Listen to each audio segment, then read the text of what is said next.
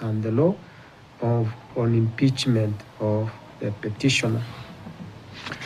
The third and fourth respondents also opposed the petition and application through a preliminary objection that this court has no jurisdiction to hear this petition. Many of their arguments actually mirror what the other respondents have argued.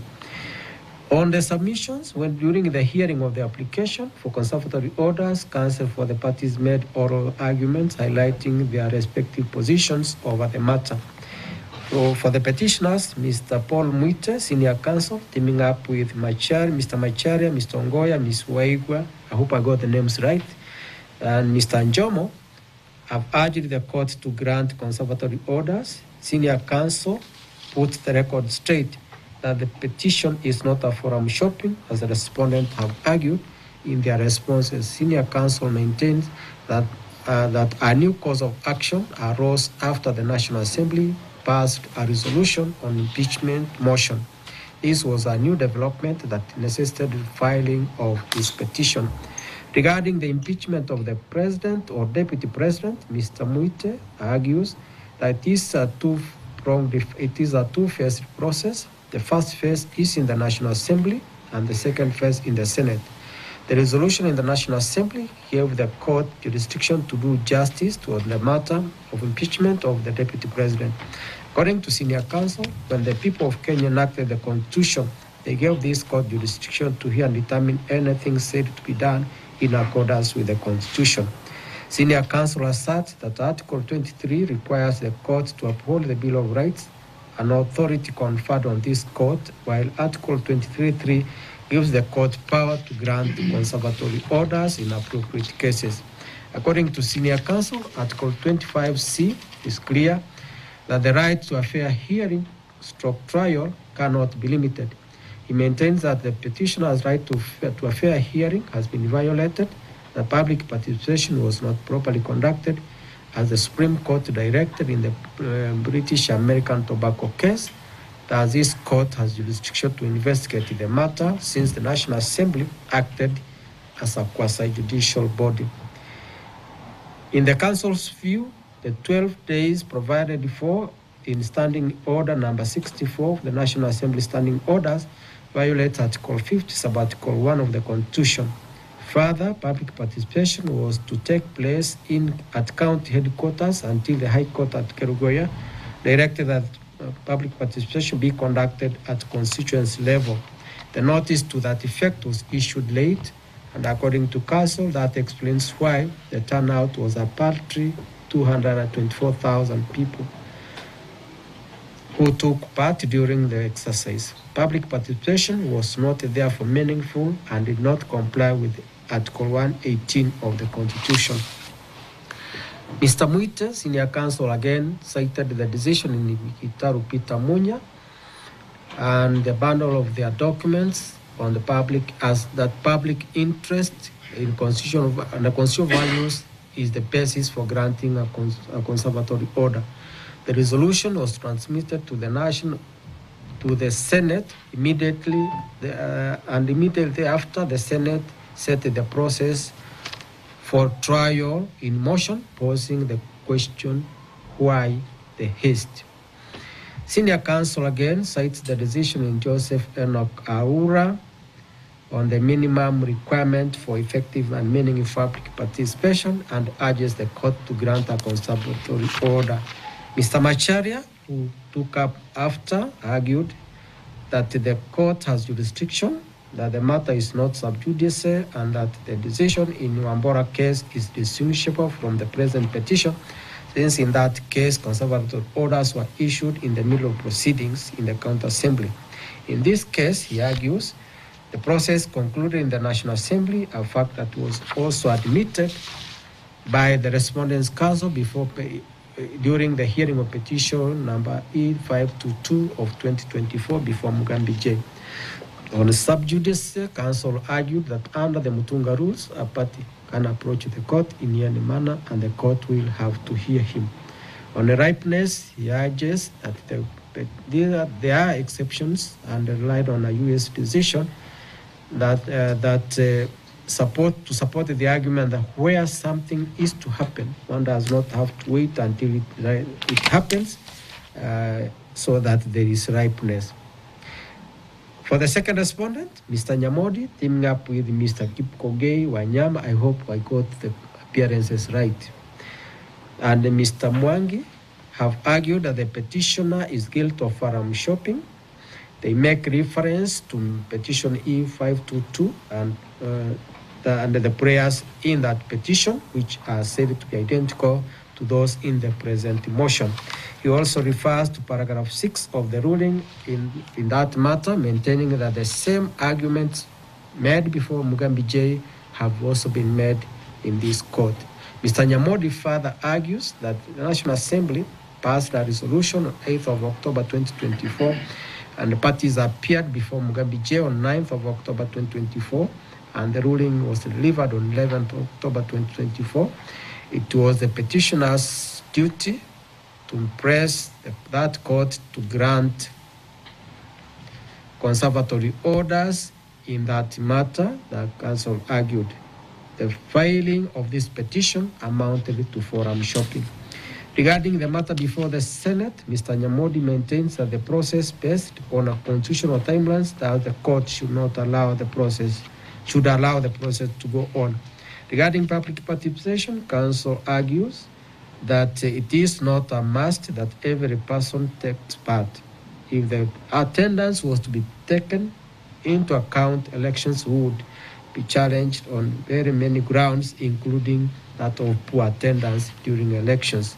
It was the council's view that Article 145 has a threshold with regard to numbers in the National Assembly and the Senate. Mr. Gumbo, who takes over, adds that once the process is concluded in the National Assembly, Article 145C kicked in, and the Senate took over and has scheduled a hearing. The court should exercise deference and restraint, and once concluded, the court can then interrogate whether anything said to have been done is constitutional. Council cites some decisions, including the one of Sonko, Mate, among others, to support their position. He argues that the petition will not suffer any prejudice if conservatory orders are not granted, as Article 145, Subarticle 5 gives a safety valve for him to appear before the Senate. Mr. Wanyama then takes over and adds that the petitioner is precluded from raising issues that were in petition E522. He argues that the petitioner's counsel informed Mugambi J that they were not pursuing the order for conservatory orders. At that time, the proceedings before the National Assembly had concluded, and counsel for the petitioner did not want them to respond to the order for seeking conservatory orders. That was why the court, that Mugambi J, did not deal with the issue of, only dealt with the issue of certification. Mr. Wanyama cited the decisions, including Peter Munya and others, as the test for granting conservatory orders. He cited the decision in Julius Kariuki Mate also, and in his view, the Constitution provides for timelines which should be respected. On public participation, council argued that this being a constitutional imperative, it should be done within certain timelines, and the court should not therefore issue conservatory orders that may destabilize the process. Ms. Sanje, who appeared for the third and fourth respondent, reiterates the other respondents' positions that the court has no jurisdiction to hear the matter at this stage, and place reliance on a decision from the Court of Appeal in the Mwangaza case that the court has no jurisdiction at this interim stage. Council again relied on the decision of Kariuki Mate and Honorable Nyaga to argue that the petition will not be rendered nugatory, as the petitioner will have an opportunity to come to court after the process is concluded. But the reliance was also placed on the case of Sonko.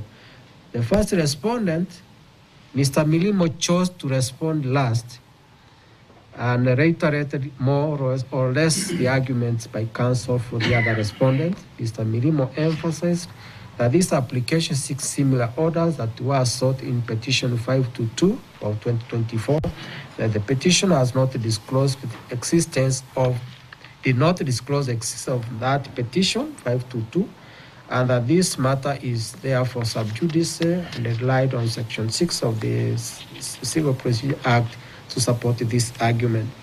Regarding the fair hearing, Mr. Milimo argued that the petitioner will be given an opportunity to appear before the Senate and relies on Mwangi Wairia case versus the Speaker of Murang'a County Assembly that a person facing impeachment should not shy away from constitutional processes. In a rejoinder, Mr. Macharia argues that the petition is not forum shopping. The petitioner only seeks order number 4 in his application, and that the statistics like the ones from Keyo constituency was not an issue in petition 522, so that this makes this petition different.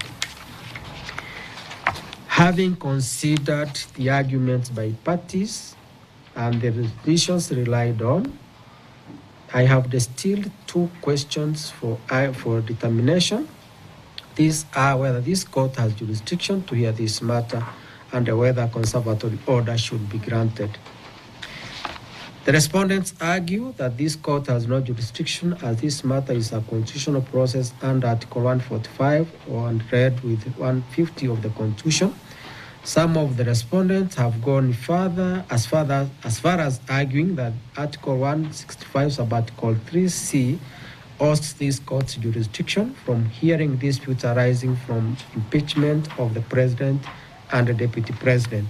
They also argue that this matter is sub judice, since the orders sought in the application were also sought in petition E522 of 2024. There is no dispute on what jurisdiction is. It is the authority given to a court to hear and determine disputes before it. Jurisdiction of a court may be granted by the constitutional statute or both. Anytime the jurisdiction of a court is challenged, it is a threshold question which the court has to examine and determine. Should the court determine that it has no jurisdiction to hear a matter, that is the end. The court should not take any further steps. It must down its rules. Those are the famous words of Nyarangi in honors of motor vessel. Addressing the issue of jurisdiction in Samuel Kamau Macharia, the Supreme Court did state the jurisdiction of a court flows from either the Constitution or legislation or both. Thus, a court of law can only exercise jurisdiction conferred by the Constitution or the written law. It cannot arrogate to itself jurisdiction exceeding that which is conferred on it by law. The same point was taken by the same court in interim matter of the Independent Electoral and Boundaries Commission. I don't have to read that. Jurisdiction of this court is provided for under Article 165 sub Article 3 of the Constitution. This court has jurisdiction to, among others, determine the question whether a right or fundamental freedom in the Bill of Rights has been denied, violated, infringed, or threatened. And D, to hear any question respecting the interpretation of the Constitution, including determination of the question whether anything said to be done under the authority of the Constitution or of any law is inconsistent with or in contravention of the Constitution. Further, Article 23(1) provides that the High Court has jurisdiction in accordance with Article 165 to hear and determine applications for redress of a denial, violation, or infringement of or a threat to a right or fundamental freedom in the Bill of Rights. Article 165(3), as read with Article 23(1), authorizes this court to decide all matters other than those reserved for other courts, such as the Supreme Court, Employment and Labor Relations Court, and Environment and Land Court. Article 165, Article 6 also grants the court supervisory powers over subordinate courts and over any person or a body exercising judicial or quasi-judicial function. The Constitution further grants the court jurisdiction to determine the issue of interpretation of the Constitution and whether anything said to have been done under the authority of the Constitution is inconsistent with the Constitution. The constitutional authorization given to the High Court is expansive. Whether this court has jurisdiction to hear and determine this petition must therefore be viewed through the prism of Article 165, Sub-Article 3B and D, and at Sub-Article 6 as read with Article 23(1) of the Constitution. This petition alleges what the petitioner perceives to be violations of his right to fair hearing, a right in the Bill of Rights. Whether the right to a fair hearing has been violated is a matter within the jurisdiction of this court. I must add that the right to a fair hearing is guaranteed by Article 155 is one of the non-derogable rights in Article 25C. In Evans, Gidero, and others, the Supreme Court did consider the matter understated in reference to Article 50, Sub-Article 1, that the right to a fair hearing for all persons under Article 50, Sub-Article 2, which accords all persons the right to a fair hearing, that are used interchangeably, sometimes to define the same concept and at other times to connote a minor difference, thus follow under the list in Article 25C, which lists the right to a fair trial as a non-derogable fundamental right and freedom that may not be limited. The petitioner also argues that the constitutional imperatives in conducting public participation were not met. This falls within the scheme of Article 165, Sub-Article 3, so that this court has jurisdiction to interrogate whether any of its processes or any of the constitutional processes said to have been conducted under the authority of the Constitution met constitutional threshold. In that respect, the issue raised in the petition centers on whether the petitioner's right to a fair hearing guaranteed by the Constitution has been violated and whether anything said to have been done under the authority of the Constitution and any law is inconsistent with or in contravention of the Constitution and therefore falling within the jurisdiction of this court under Article 165, Sub-Article 3B and D. Article 165, Sub-Article 6 further grant this court supervisory powers over anybody on a person or body exercise judicial or quasi-judicial function, including the National Assembly and the Senate when performing quasi-judicial functions. The first respondent has pushed an argument that this court has no jurisdiction to hear a matter arising from impeachment of the president or deputy president on the basis of Article 165, Sub-Article 3C. That article provides the High Court has jurisdiction to hear an appeal from a decision of a tribunal appointed under this Constitution to consider the removal of a person from office other than a tribunal appointed under Article 144. Article 165 3C is in relation to the process of removing the president or deputy president from office on grounds of incapacity. This process is initiated for the investigation of the president or deputy president's physical or mental capacity to perform the functions of that office. This is a distinct process from the impeachment process in Article 145 as read with Article 150. Article 165 3C excludes jurisdiction of this court over the process undertaken in accordance with Article 144 and not Article 145 as read with Article 150 of the Constitution. Sub judice, the respondents again pushed the argument that the application is sub judice in view of the application that was in petition E522 of 2024. All sides agree that in that application, the issue of conservatory orders was not pursued. This was based on the fact that the process in the National Assembly had concluded. Indeed, counsel for the petitioner read to court an excerpt of the ruling from Judge Mugambi's decision where the counsel for the first respondent informed that court that the process in the National Assembly had been concluded. In constitutional petitions, it's quite normal for parties to come to court and within a short time, find the circumstances of their cases having changed and may only have to take other steps to bring life in those disputes. The court, having not dealt with the issue of conservative orders in that matter, I say no more on that issue. The issue next is whether this court should grant a conservatory order. The petitioner has urged the court to grant a conservatory order and halt the process that is pending before the Senate. The petitioner's case is that the process is violative of his right to a fair hearing and that constitutional imperatives on public participation were not met. The respondents urge the court not to injunct the Senate since it is undertaking a constitutional process authorized by the Constitution itself, and the parties have relied on several decisions to support their respective positions. Parliament is an institution established under the Constitution. It comprises the National Assembly and the Senate. The National Assembly considered a motion to impeach the petitioner and passed a resolution. This was in exercise of its mandate under Article 150 as read with Article 145 of the Constitution. Article 150 on the removal of the Deputy President provides, I've provided that, I don't have to read it. Article 145 provides for the procedure for removal of the President by impeachment.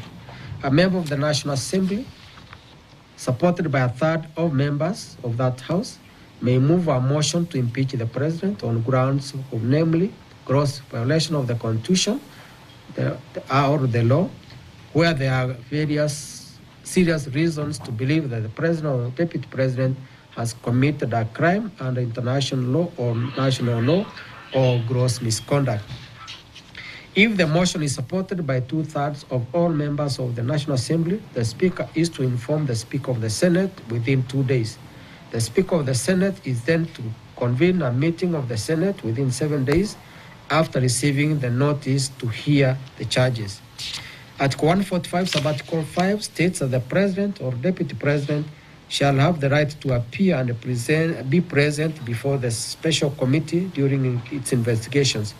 Where the allegations are substantiated, the Senate has, according to the President or Deputy President, an opportunity to be heard, vote on the impeachment charges.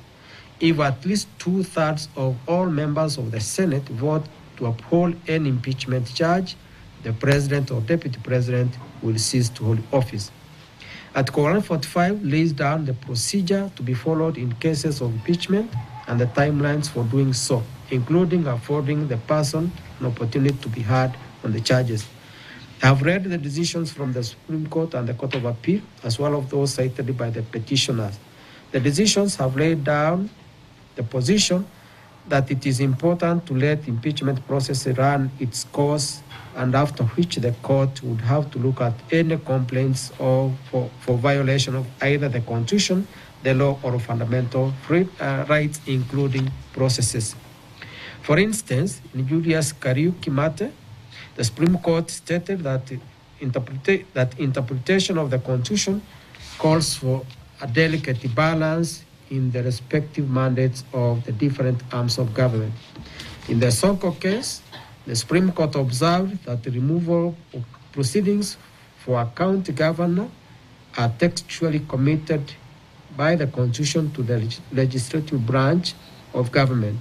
The Constitution mandates that the process to impeach a governor commences in the county assembly and terminates in the Senate.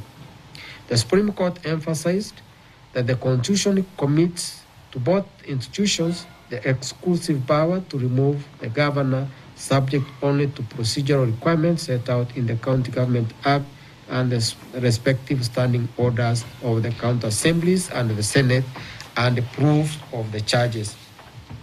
The Supreme Court then added, it has been emphasized in accordance with the principle of separation of powers that in considering applications to review decisions of the other branches of government, courts should strive to achieve a balance between their role as guardians of the Constitution and the rule of law, including an obligation to respect what Parliament is constitutionally required to fulfill. In other words, where the Constitution requires Parliament to determine a matter in the first instance as part of its constitutional mandate, Parliament will have the discretion and the power to regulate its own affairs, and the court will be slow to interfere with the exercise of that discretion. Reference in this decision to counter assembly can also be referenced to the National Assembly. Flowing from the decisions, where the Constitution commits a process to another arm of government, the court should allow that process to complete, that arm of government to complete its process before the court exercises its judicial review jurisdiction over the matter to determine whether what was said to be done under the authority of the Constitution is inconsistent with or in contravention of the Constitution. Granted, this is the first time this country is experiencing an impeachment proceeding against the Deputy President. The petitioner has raised substantial questions, including violation of his right to a fair hearing, guaranteed by Article 50 sub-Article 1 and ring-fenced by Article 25 sub-Article C as a non-derogable right. The petitioner has also stated that the National Assembly, in passing the impeachment motion, considered extraneous matters other than the grounds raised in the impeachment motion. There is a further argument that constitutional imperatives on public participation were not complied with. The petitioner has given an example of Keio South constituency, serial number 95, to demonstrate this fact. According to the results for public participation in that constituency, the total number of people who participated was given as 43. Those who supported were 70. Those who did not support were 3.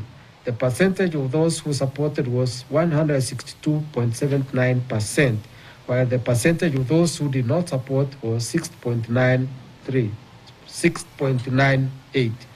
It is implausible that an attendance of 43 people would produce 70 people in support, that's 162%, and 3 people in opposition. The petitioner has raised valid concerns. However, President bind this court so that although the Constitution grants the court jurisdiction to intervene where there is a threat to violate the Constitution or human rights and fundamental freedoms, the court must exercise restraint in matters of impeachment. This process has been committed to Parliament, which must be allowed to conclude its part. In our constitutional scheme, the people delegated the authority to state organs, including Parliament and the judiciary, to exercise the delegated authority only in accordance with the Constitution. Article 2 reminds everyone that the Constitution is supreme and binds all persons and state organs at both levels, while Article 3 places an obligation on every person to respect, uphold, and defend the Constitution. Article 10 sub-Article 1 also is clear that the national values and principles bind all state organs, public officers, and all persons whenever they discharge their mandate under the Constitution. National values and principles include transparency, accountability, the rule of law, and public participation, and as well as human rights. If a state organ fails to abide by any of the values and principles in the Constitution, the court exercising its mandate under Article 165 sub-Article 3 will come in and investigate whether anything said to have been done under the authority of the Constitution is inconsistent with or in contravention of the Constitution. It was in this respect the Supreme Court stated in a matter case that it would be reluctant to question parliamentary procedures as long as they did not breach the Constitution, and that the mandate of the court is restricted to the doctrine of separation of powers, to deciding on matters of individual rights and fundamental freedom. The Supreme Court then stated that in the exercise of their wide political powers, both the county, National Assembly, and the Senate cannot act outside the confines of the Constitution and the law. for to do so would invariably invite the court's intervention, end of quote. In other words, the constitutional processes are not about a dash to the finish line.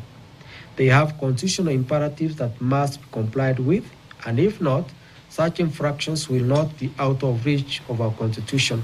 The timelines given in the Constitution are on the premise that its processes will comply with the constitutional requirement.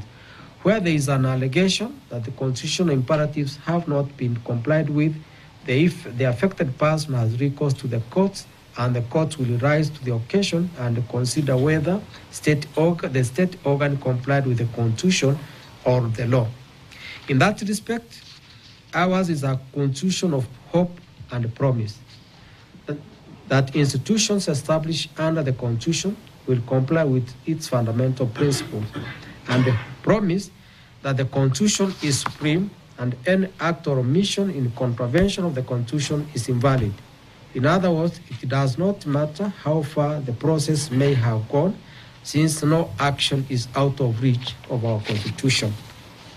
This is what Lord Denning had in mind when he stated many years back that if an act is void, then it is in law a nullity. It is not only bad, but incurably bad. There is no need for an order to set it aside.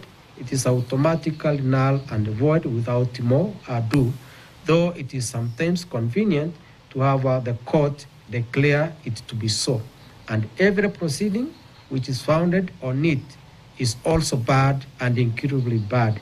You cannot put something on nothing and expect it to stay there. It will collapse. Article 2, Sub-Article 4 of our Constitution is not only the hope, but also the promise of our Constitution that we must abide by the constitutional dictates, for any act or omission in contravention of the Constitution is invalid. In that respect, I conclude this matter, and this is what I say.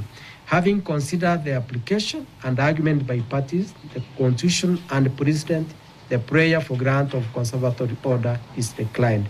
However, in view of the issues raised in this petition, which also appear to relate to those in petition E522 of 2024, which has been certified for purpose of appointing a bench of an even number of judges to hear, I certify this petition as raising substantial questions of law and of public interest in terms of Article 165, Sub-Article 4 of the Constitution.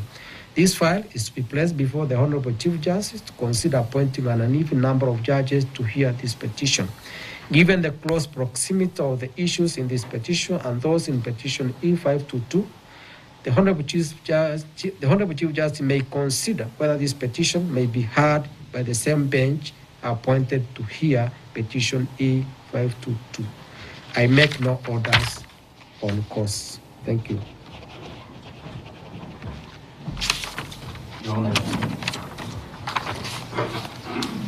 we strictly appeal the ruling.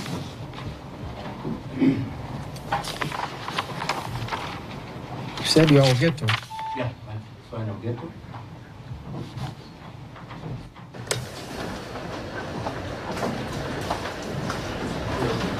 So for that reason, Your Honor, in various cases, we seek for timed proceedings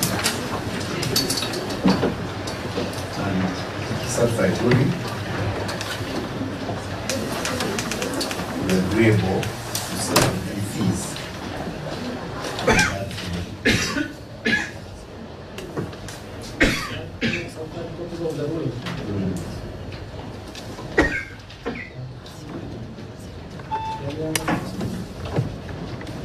On behalf of the first respondent, we are only applying for a copy of the ruling. Once they are do not need to already have that as well. That's the regulation.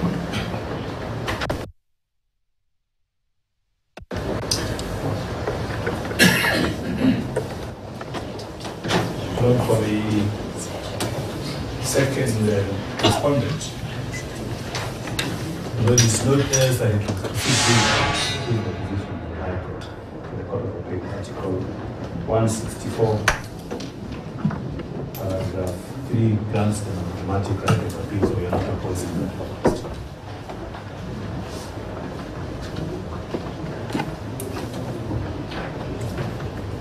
On behalf of the first respondent, will be requesting for a copy of the ruling.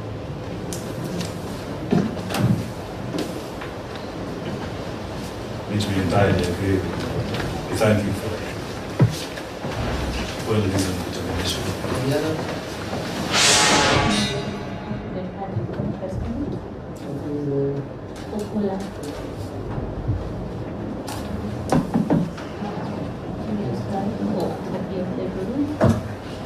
So I don't understand that you know. You apply.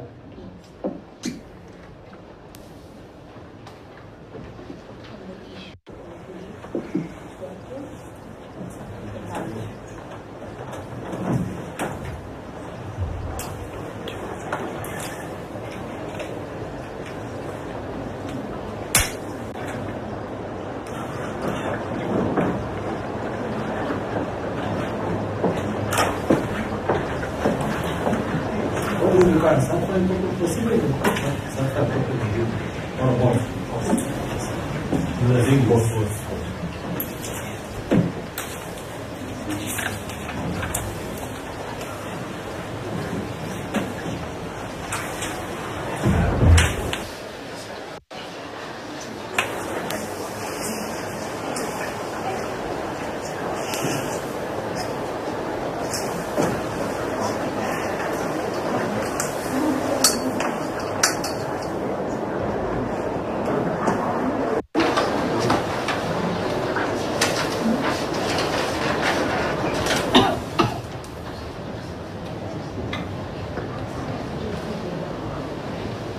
So you will have copies.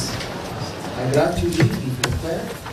You will have some copies of the proceedings and ruling, and payment of court charges where necessary. Thank you all. So I'll check the titles and then it will be available. Thank you.